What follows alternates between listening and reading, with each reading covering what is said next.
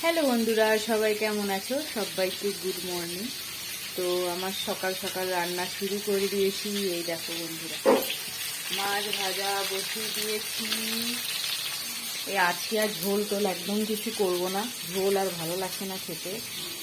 আজকে করবো এই যে ভেন্ডি দিয়ে আর তেঁতুল তেঁতুল দিয়ে মাছের টক করব। আর আলু ভাতে দিয়ে দিয়েছি, আলু আজকে লাল লাল করে মাখাবো লঙ্কা দিয়ে, ব্যাস। আর ভাত আজকে আর ঝোল একদম আছে না, কেন ঝোল আমার মেয়েরাও খেতে চায় না, মাছ তো খেতেই চায় না, তার মধ্যে আবার ঝোল তো আরোই খেতে চায় না। তো ভাবছি আজকে টকই করবো, আর আলু সিদ্ধ, ব্যাস। আর কিছু করবো না আজকে, একদম হালকা ফুলকা খাবার। আর আমাদের আবার বেরোতে হবে, 10টা 10:30টায় গাড়ি চলে আসবে, তাই তাড়াতাড়ি রান্না বসিয়ে দিয়েছি। মেয়েদের নিয়ে আবার খাইয়ে দাইয়ে নিয়ে যাবো, প্রচুর ঝামেলা, কিন্তু কোনো করার নেই। তো চলো বন্ধুরা, টাটা, সবাই ভালো থেকো, সুস্থ থেকো, টাটা।